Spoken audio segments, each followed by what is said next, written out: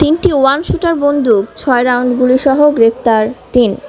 পাবনা আমিনপুরে তিনটি one shooter বন্দুক, ৬ round গুলিসহ ৩ জনকে গ্রেফতার করেছে থানা পুলিশ। ৯ সেপ্টেম্বর রোববার ভোররাতে ৭ থেকে ৮ জনের একটি সশস্ত্র দল আমিনপুর থানাধীন কাজিরহাট ৪ নম্বর টাওয়ার সংলগ্ন একটি চরে জেলে নৌকায় হামলা চালাতে আসে তারা। এ সময় স্থানীয় লোকজন তাদেরকে ধাওয়া করলে তিনটি ওয়ান শুটার বন্দুক, ৬ রাউন্ড গুলিসহ ৩ জনকে আটক করতে সক্ষম হয় এলাকাবাসী। আটককৃত ব্যক্তিরা হলেন রাজবাড়ী সদর উপজেলার বড়চর বেনিনগর গ্রামের আয়নাল মণ্ডলের ছেলে সুমন মণ্ডল, কুদ্দুস শিকদারের ছেলে কাউসার শিকদার, শফি শেখের ছেলে রিপন শেখ। পরে স্থানীয় লোকজনের সহযোগিতায় আটককৃত ব্যক্তিদেরকে অস্ত্রসহ আমিনপুর থানায় দয়ালনগর নিজ বাড়িতে বন্দি রেখে পুলিশকে খবর দেয় হামলার শিকার হওয়া ওই জেলেরা।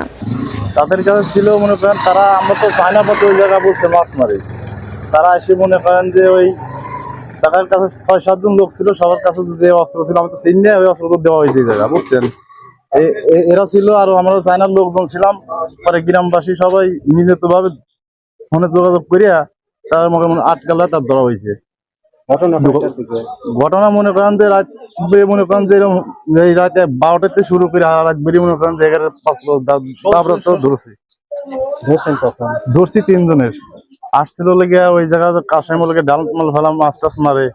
ওরা বলছে যে লেগে কাশ্মীর মারার জন্য নাকি ৫ লাখ টাকা লোকে কন্ট্যাক্ট করছিল আবু শামা আর লোকে যেটা ওই যে রওশন, এরা লোকে ৫ লাখ টাকা কন্ট্যাক্ট করে রাজবাড়ি থেকে ভাড়া করে নিয়েছে। আবু শামার রওশনটা কি মানে কোথায় বাড়ি? ওই জায়গায় বাড়ি চরে। হ্যাঁ। পরে খবর পেয়ে পুলিশের বিভিন্ন পর্যায়ে ঊর্ধ্বতন কর্মকর্তাবৃন্দ এসে তাদেরকে আটক করে থানায় নিয়ে যান এবং আটককৃত ব্যক্তিদের বিরুদ্ধে অস্ত্র আইনে মামলা রুজু করে বিজ্ঞ আদালতে প্রেরণ করা হয়েছে বলে জানিয়েছেন আমিনপুর থানার ভারপ্রাপ্ত কর্মকর্তা ওসি মোহাম্মদ হারুনুর রশিদ। ইংরেজি ৯/৯/২৪ তারিখ বেলা অনুমান ১২ ঘটিকার দিকে আমাদের কাছে সংবাদ আসে অত্র থানাধীন মাসুমদিন ইউনিয়নস্থ দয়ালনগর গ্রামে জনৈক কাশেমের বাসায় স্থানীয় জনগণ কর্তৃক ৩ জন লোককে দেশীয় অস্ত্রসহ আটক করে রেখেছে।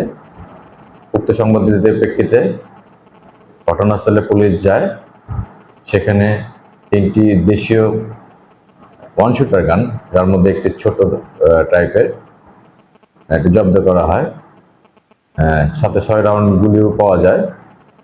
তো বিষয়টা ঊর্ধ্বতন কর্তৃপক্ষ অবগত করা হয়।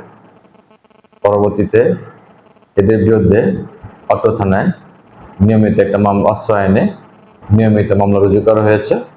বর্তমানে মামলাটা তদন্তাধীন। আলমগীর কবির পল্লব, বেড়া উপজেলা প্রতিনিধি।